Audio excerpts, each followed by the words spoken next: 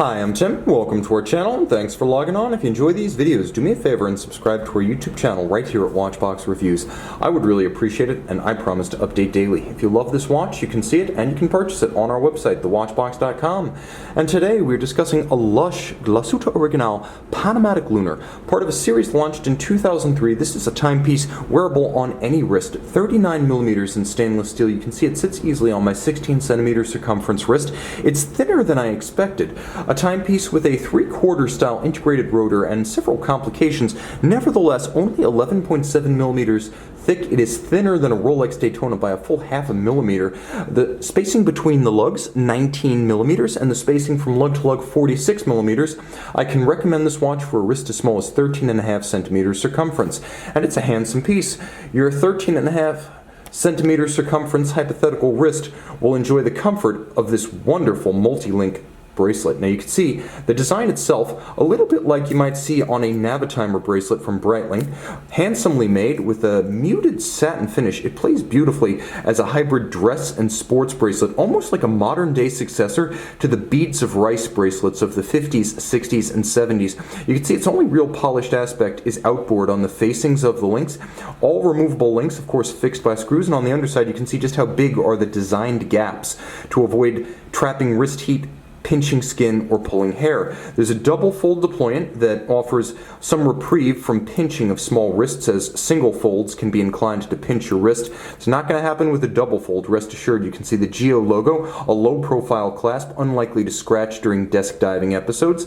The case band, handsome and subtle. You can see that there's a longitudinal satin finish, but then the lugs are slightly stepped out from the case band to give them a little bit of definition and add some definition to the case band in its own right. It's not quite the stepped out lug that you'll get on a Longa, nor is it the blended lug profile of a Portuguese, a Rolex sports watch, or a Calatrava, all of which seem to integrate the lugs into the case band. Here they definitely have their own form, and the watch is more handsome for it. You can see they're polished on their hoods. The lip of the bezel is polished. The hood of the bezel is polished. It's narrow, and it frames the dial like a silver halo. Moving over to the crown side, you can see that there is a pusher adjuster that's used to adjust the moon phase, a quick set system like you'll find on a conventional watch, but on fairly few Geo timepieces, allows you to set the double date, or the panorama datum that is the namesake of the timepiece. The dial is a matte slate. It's an uncommon look. It's somewhere between silver and gray, and normally when you have that sort of in-between silver gray, it's an anthracite sunburst. Here it's a soft glowing matte anthracite, call it silver gray, but simply beautiful. You can see that there's almost a champagne tinge to the silver brushed finish of the registers for the hours, minutes, and the seconds, with a handsome overlap of the two. The aperture that frames the date handsomely transitions from the plane of the dial down to the monotone date discs, and I have to say the date quickset on this watch is the crispest and the loudest I've ever encountered. Can you hear it?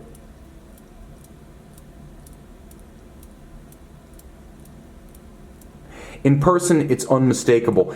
In its own way, it's almost as satisfying as a truly well-tuned, handmade column wheel chronograph. Now you can see there are alpha-style hands to frame the hours and the minutes. There's a counterweighted needle-style seconds hand.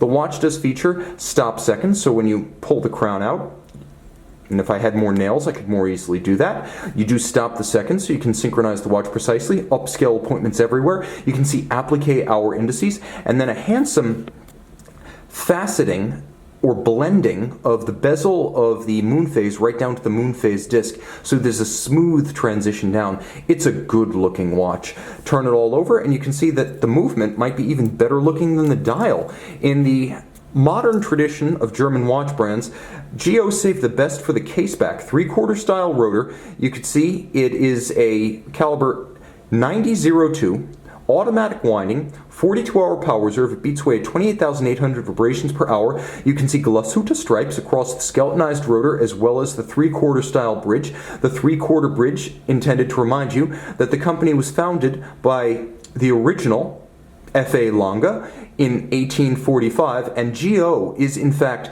the modern successor firm to the original A Longa Unzona. Recall that it was by special dispensation that the current A Longa Unzona company was allowed to use the name, so this is the ancestor of the original Longa. The company Glashutte Original today. Adjusted in 5 positions like a chronometer, this movement features a duplex swan's neck. So the duplex swan's neck, part of a series originally launched in 2002, and it's freehand engraved on both sides. So not only do you get the advantage of a full balance bridge, which braces the balance against shock, but you get double freehand engraved half bridges and double black polished swan's neck regulators. You also get a double spiral laid down by hand on the reduction wheel of the winding system, and as you can see, blued screws, and these are the real fired blued screws produced in a kiln, not chemically dyed, and there's an engine turning perlage on the base plate. 30 meters water resistant. You're not going to take this one swimming, but then again, there are other geo watches for that, because unlike the modern A Lunga und Zona,